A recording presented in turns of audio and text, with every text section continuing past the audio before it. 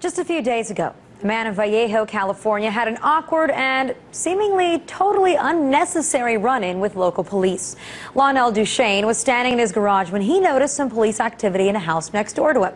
When police started to arrest 3 men and a woman on their property, Duchine began filming this incident from his garage with his cell phone camera. But he was then abruptly greeted by a police officer who wanted Duchine's cell phone.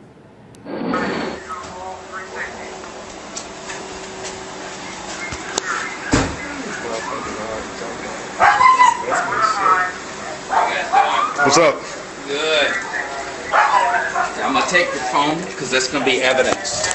Evidence? Evidence. Give me your phone. I can't give you my phone. You want to go to jail? You're under arrest. Withholding evidence.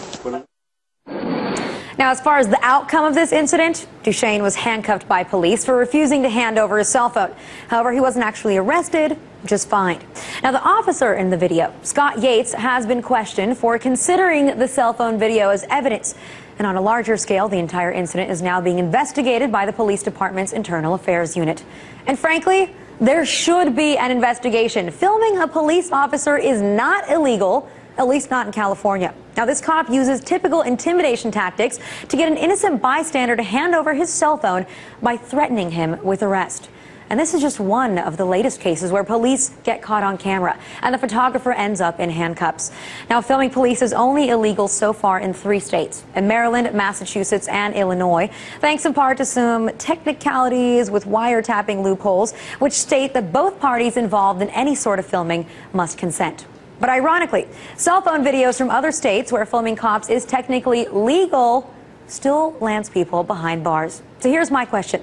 When we have proof of cops acting as if they're above the law, shouldn't the public have the right to document the police's actions? When there's nobody to check on how police are behaving, citizens are taking it upon themselves to make sure the cops act accordingly and not like they're above the law. By the way, it's the 21st century where technology is everywhere. So our cameras are some sort or another. If it's not cell phones, then it's a surveillance camera. Well, let's go back to this incident in California.